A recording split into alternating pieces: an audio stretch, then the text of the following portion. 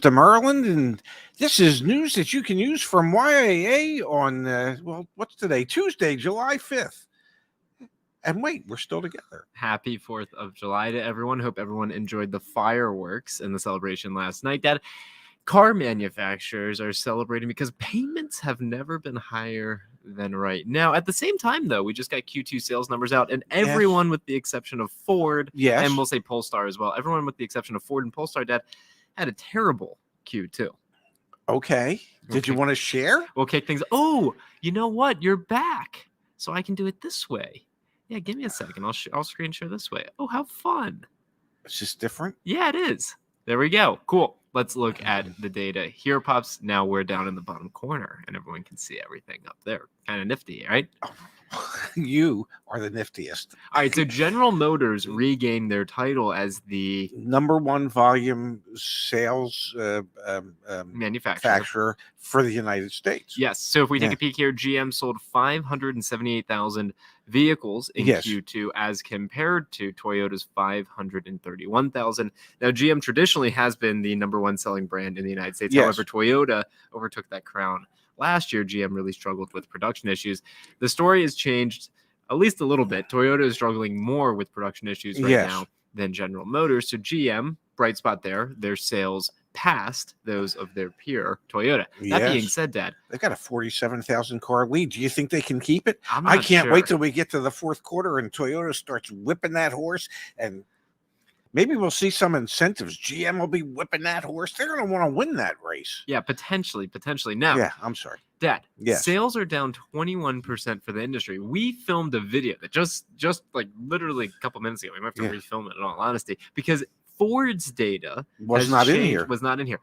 The industry, Dad, previously without Ford's data was actually down 24% year over year in terms of vehicles sold. So sales are crashing year over year. Oh, I can see that as a clickbaity title. Dad, Honda. Yeah. Honda has been hit the hardest of all of the major automakers. Their sales down over 50% year over year in the second quarter. Yeah, that's staggering. To put it into perspective, Hyundai Kia down 19.1%.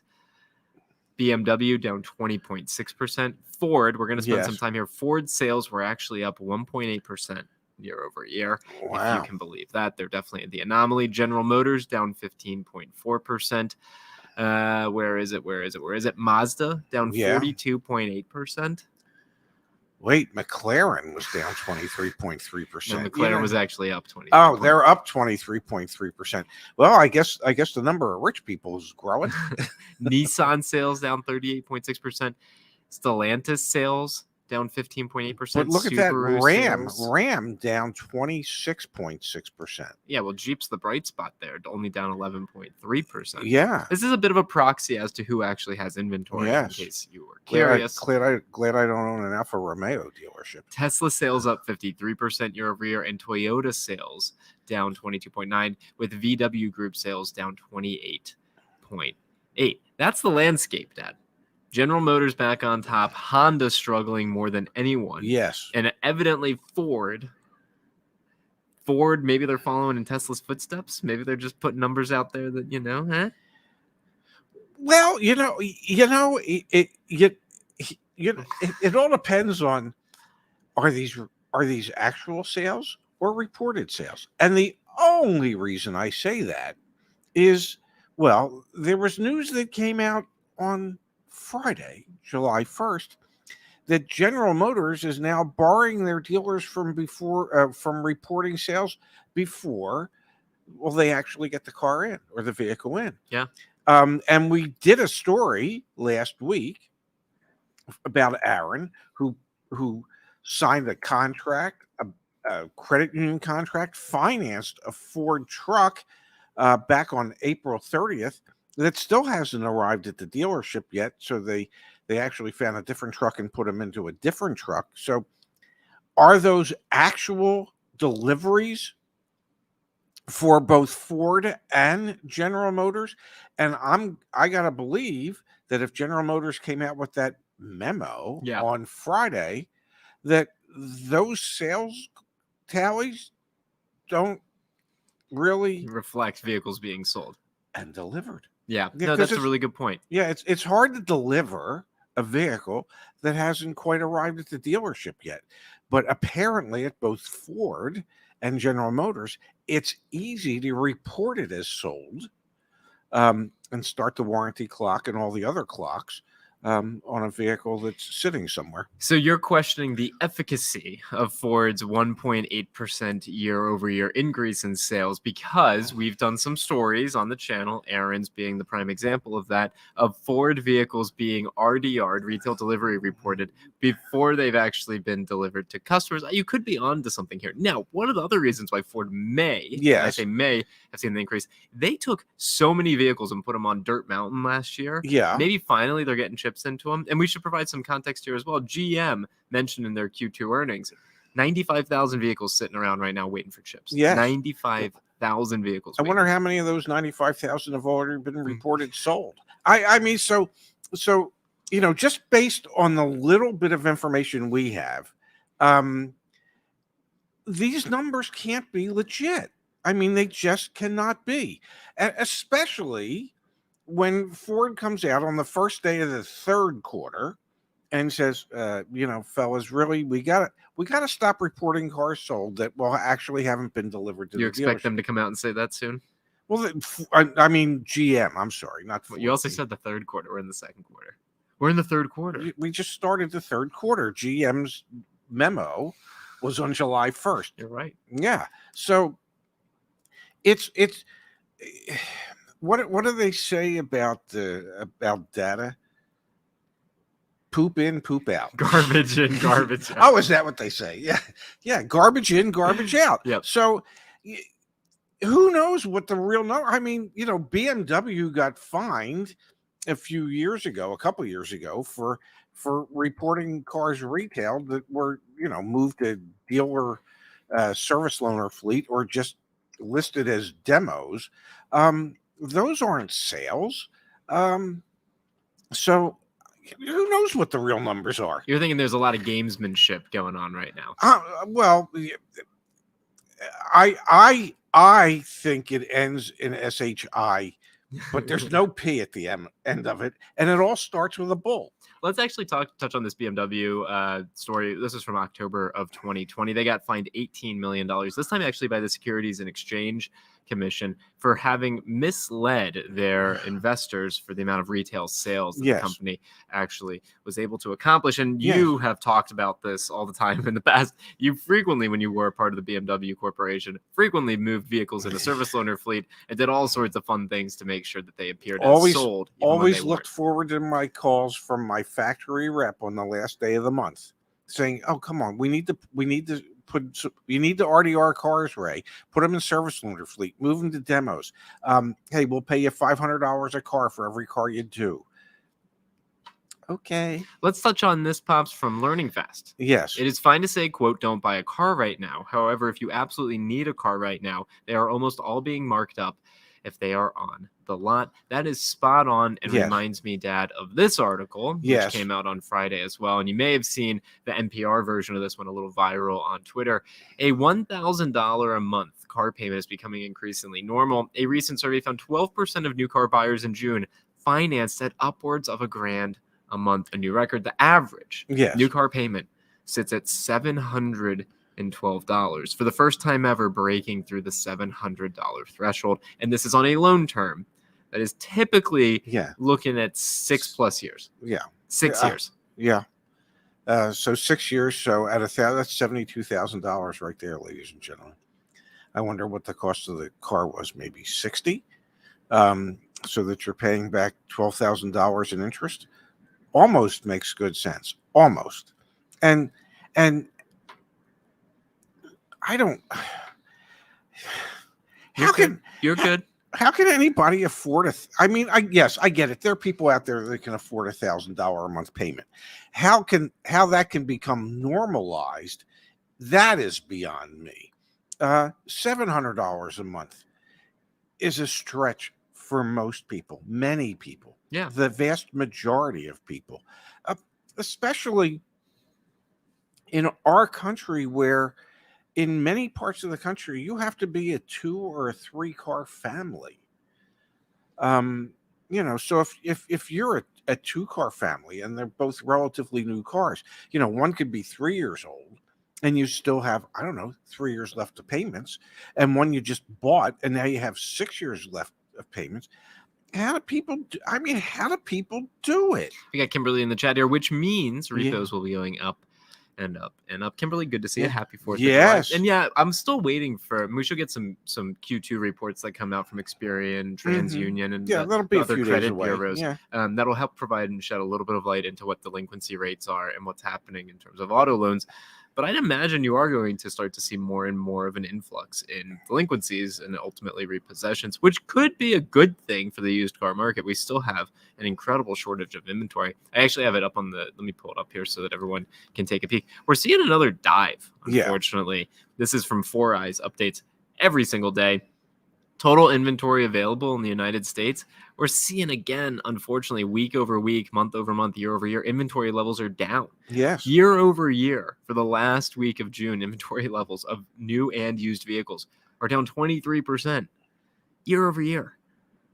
Month over month, 2.6%. You can just start to paint the picture. You can see the slope of that line starting to curve down again. It's not a good slope. It is disappointing to see. However, it's like a bunny hill for us fresh scares. Also, let me pull up just so we can take a peek at it really quickly. Honda, just so we can put it into perspective, because obviously their sales were down 50%. Well, you can start to understand why. Let me hit apply here. You can start to understand why. Get off the screen. There we go. When their inventory levels are down 84% from August of 2020 to right now. That's crazy. Yeah, you can start to understand why. So at the same time, Dad, you can understand why sales are down. Yes. And then you have to start thinking to yourself, well, how are they going to remain in business? So we've got the question here in the chat. Where was it? From Joe Mint. Are sales low due to inventory or just slow sales? Low inventory or just slow sales? And again, car sales have crashed 20+% year over year for the quarter. Monthly payments have never been higher than ever before. The answer to this one is inventory. It's the same story. Yeah, if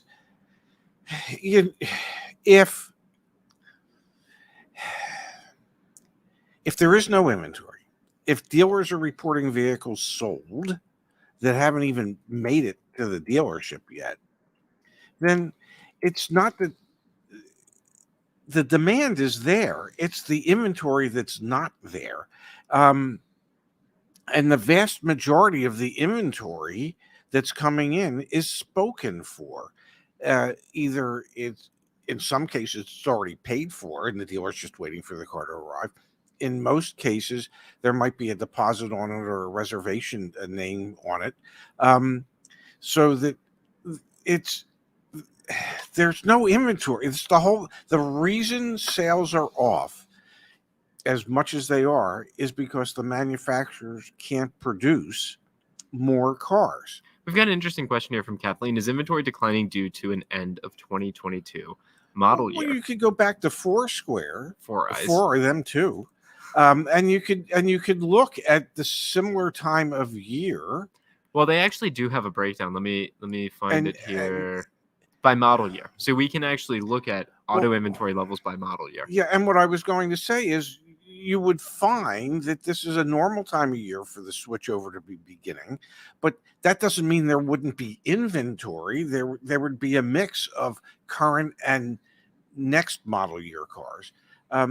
So if you were to look at June of 2022 and June of 2021 and June of 2020 and June of 2019, you'll probably see 3 years ago that the inventory levels were probably around 4 million vehicles. Yeah, of course. And they were going through the switch over then from the 2019 model year to the 2020 model year. So it's got nothing to do with that. We talked a little bit. I'll find it in just a second. I'll put it up on the screen.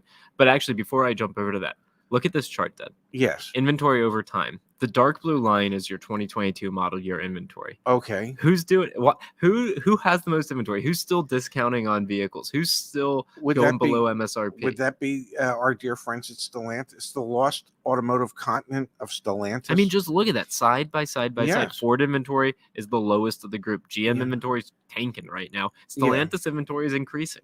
Yes. If you're looking to get something that can get you from point A to point B, Stellantis might be the move. Also, someone mentioned, let me pull it back up here, Dad, Chrysler sales? Yes. We didn't even know. Up 95%. Oh, wow. Yeah. Typo or reality, you think? Is that real? How could Chrysler sales be up 95%? Why would... Well, they're up 12.5% for the year. For the first 6 months of the year. Yeah. Why would Stellantis be allocating so many chips to Chrysler products? Or maybe it's because Chrysler products don't require as many components as some of their other because vehicles. It's really their entry level. Yeah, I guess. Yeah. But still, actually, that would make you say that they wouldn't put any more money towards that. Yeah. Chrysler went up, but Dodge fell. Something doesn't make sense there, but what the hell do I know? Kind of interesting. It really is. Okay, so the thing that I was going to pull up, let me grab it. We did that video with David Chow that dropped on the channel, on the YAA channel Friday, actually. Yeah, just last Friday. Yes. Encourage everyone to take a peek at that. Where is it? Oh, here it is. I want to share something that we talked about in that video. This comes from a Cox Automotive opinion piece. It is right here. Before the pandemic, North American auto manufacturing ran at only 80% capacity. Today, it ranges from 40 to 65% as part shortages drag on. Domestic production has fallen from 300,000 units a month to 120,000. So this is some context here for how poorly these factories have actually operated traditionally and how poorly they're currently operating. And explains another explainer as to why sales have tanked. Because they're operating at about a third. They're producing at about a third of the rate that they used to. Yeah. Well, that's going to be impacted in sales. Giovanni mentioning here in the chat that every Stellantis dealer I've been to this year were marking up by ridiculous amounts, probably why they have so much inventory. But those are sales. Partly, but I would actually say you got to find the right dealer. There are Stellantis dealers out there who are absolutely going well below MSRP still, especially on Ram products, Mm-hmm. things like that. This is scary to think. My second biggest inventory store is a Land Rover Jaguar dealership. Wow. That's not how it's supposed to work. No. I wonder how were Land Rover and Jaguar sales? I'm guessing they're down quite a bit as well. Yep. And here you go. Aaron said he just did a quick bit of researching, found Pacifica Voyager sales are up 143% year over year. Yeah, again, Stellantis is kind of like your option. Yes. Now, that being said, they've also run into their own challenges, like the J.D. Power quality reports. Yes. They had issues there with their infotainment. I want to switch gears, Dad. Okay. Well, do you know how to drive a stick? We talked a bit last week. Gears? We talked a bit last week about the FTC and their proposed regulations. Yes. There's a new article on Automotive News that's actually super interesting that gets into the weeds of why they're doing this now and also questions, can't they already do these things? It's pretty interesting. So I thought we could take a peek here and break it down for the community. Are you going to bring up the one from NADA and how they're prepared to fight it? Because this is so unnecessary. I mean, we can start there. So the National Automobile Dealers Association, the president's name is Mike Stanton. He put out a statement essentially condoning the FTC's proposed regulations. And if you don't mind, do you remember what the proposed regulations were? He wasn't condoning them. He was condemning them. He didn't think they were necessary. Yeah. Do you remember what the proposed regulations were? Basically, it starts with truth in advertising, that your advertised price has to be the selling price.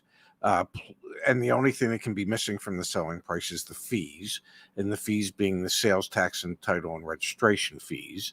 And they wanted to control some of the F&I products.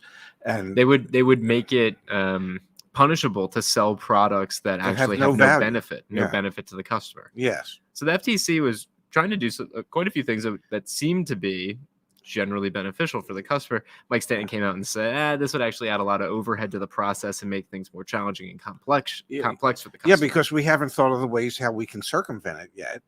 And still be able to pull the wool over people's eyes. So, Dad, when you read this latest article from Automotive News. It Yes. gets into the weeds of why they're doing this now. The FTC can already take action if dealerships violate the federal prohibition on unfair or deceptive acts or practices, according to Shannon Robinson, executive director of the Association of Finance and Insurance Professionals. But this entails the agency going to court and proving the behavior was indeed unfair or deceptive, he said. There's an entire process here. But if a particular behavior is specifically defined as illegal by itself in a regulation, it's easier for the government to make its case, according to Robertson. Kind of sort of makes sense. So the reason, so dealerships, we've seen this, Napleton, for example, Coons, Kia, they can get in trouble for these things. It is an arduous process. The FTC is looking to pass these explicit things that we all know happen so that they can allow up to a $46,517 fine per violation. Yeah. That would make you think twice about, well, A, doing it, but B, more importantly, not getting caught. Now, FTC commissioners said the proposed rule would allow the agency to pursue civil penalties and consumer redress following the Supreme Court in 2021 declaring the agency's go-to means for doing so to be improper.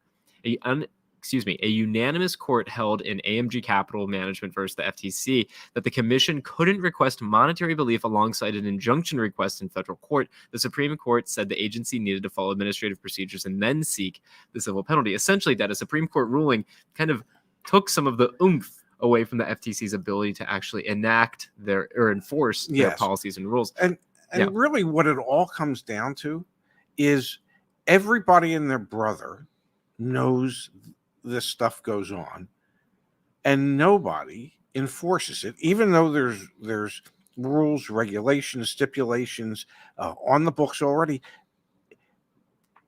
Dealers, Randy, our friend, dealers will continue to do these things that they shouldn't do because they know there isn't going to be any enforcement, or the likelihood of enforcement is really rather remote. And when you, for instance, the Napleton situation where they paid a $10 million settlement cost, that's nothing on a company that produced in excess of $1 billion in sales. So $10 million was nothing.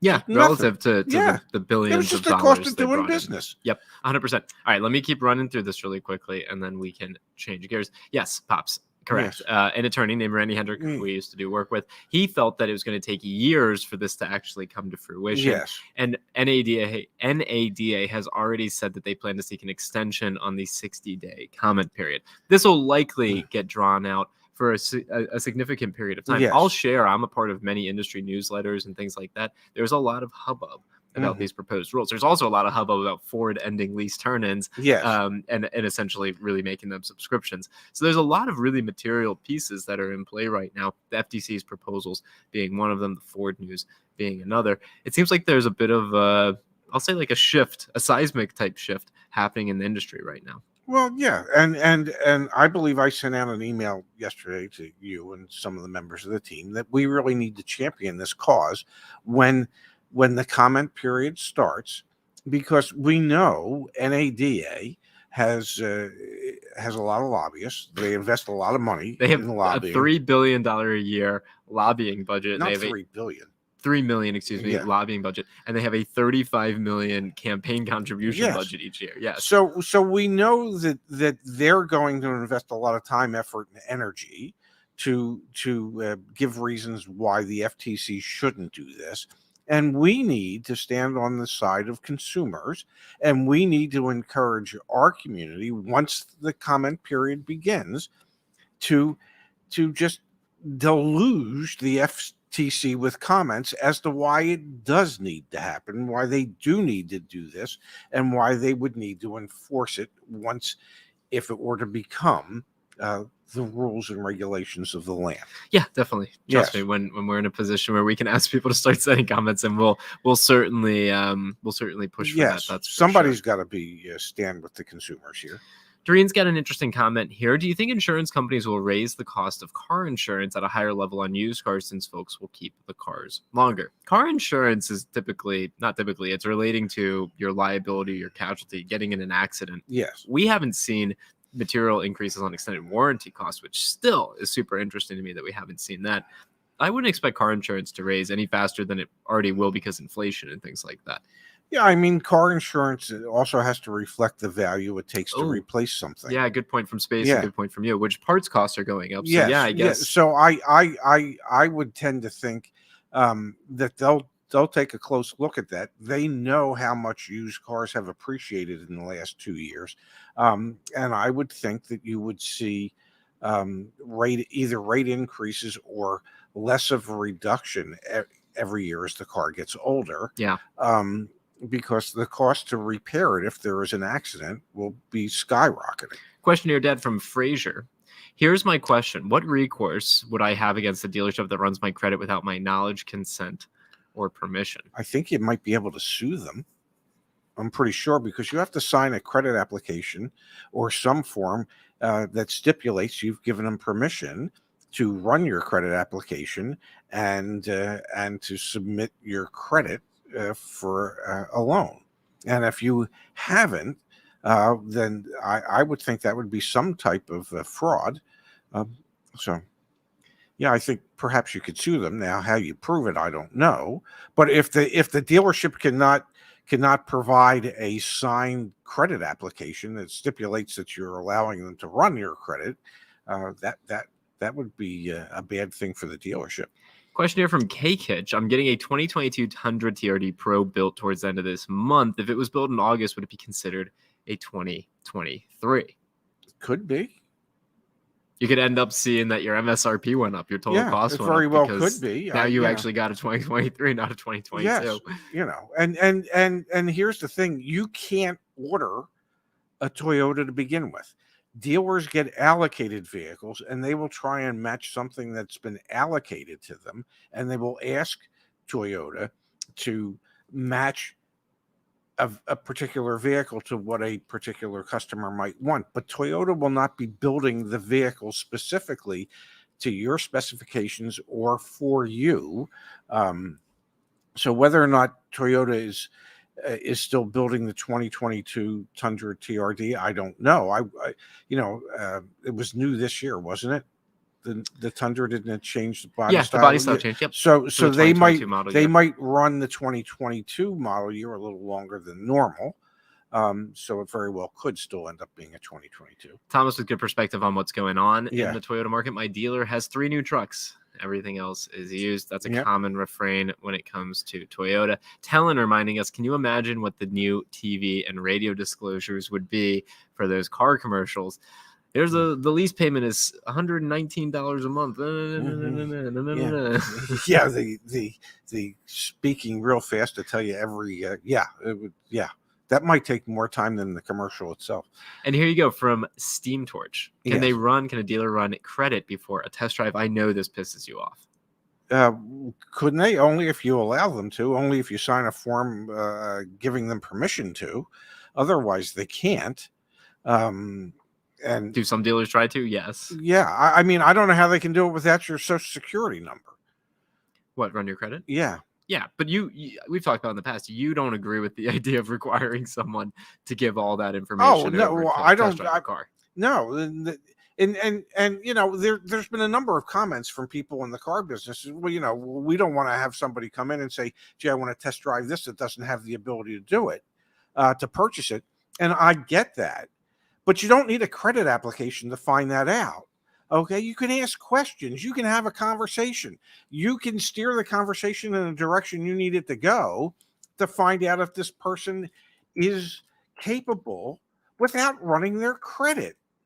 But if you don't have the skill set as a salesperson to do that, well, that's shame on you, not shame on the customer. Yeah. Learn your skills. Yeah, I hear you loud and clear. All right, Pops, I want to wrap today's show with this. We are still running our 4th of July promotion. So Even though it's the 5th? Correct. Actually, we're Okay. doing it through this week. So Okay. this limited time offer is becoming more limited as the days go by. Yes. If you use the code July for a checkout when you become a YAA member, you'll save 15%. Thank you to everyone. We saw a huge increase in membership over the weekend, which we're super excited about. So if you haven't joined YAA as a member, if you're thinking about buying a car anytime in the next year, it's a really, really, really good value. I feel confident saying that, Dad. I'll pull it up here. Okay. Give me a second. Can they have access to your phone? No, they cannot have good. access to my phone. Yes. Got the most most thoughtful voice messages from someone on Instagram. Yeah. Here, I'll play this for you really quick. Okay. Ready? Yeah. Didn't believe how good I was at bringing them down.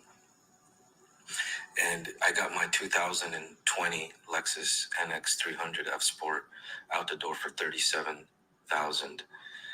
Pretty much what it was advertised for, a little bit less. And it was 90 days at the dealership, and it was getting ready to go into auction. But I was so happy just to have your coaching with your videos, your dad always talking about how to talk about out the door pricing and everything else, and also the finance videos you had with your girlfriend were awesome. I was able to get my credit union to give me close to almost 2.9. They were offering 5.5, so I left there and went to my credit union. But I am so happy and excited and grateful. Got 3 minutes of that here on my Instagram. Thank you, Dun Stacks, for this is what we do day in, day out. So super excited to see and hear things like that. I'll play the rest for you after we hop I off. appreciate that. Yeah, pretty cool stuff, isn't it? Yes, absolutely. All right, Pops, why don't we call it a day? Yeah, I got to get on the road. I'm going home, ladies and gentlemen. When you see us tomorrow, and please come back and visit with us tomorrow at noon Eastern, 9 Pacific, for more news that you can use from YAA. Zach will be here in Bethesda, and I will be back in my condo at the Jersey Shore. Yes, enjoy that. And I'll do a quick plug for our Instagram at Your Advocate Alliance is our main channel, and then the main Instagram. Yes. Raz is Jazz. There's my dad with his new Mercedes. No, this was supposed to be your Mercedes. That's your Mercedes, man. I don't want to be anywhere near that car. And I am at Shefska, SHEFSKA. We appreciate everyone who follows us over there on social media. All right, guys, we'll be back tomorrow. Your buddy Ryan thought that color suited me, and I thought it was just a tad too subtle for my taste. Yeah, not quite. Stick with your Mini. See you guys all tomorrow. Thank you all. We'll see you here again. Well, you'll see him here tomorrow. You'll see me in Ventnor. It's the same. We'll be together.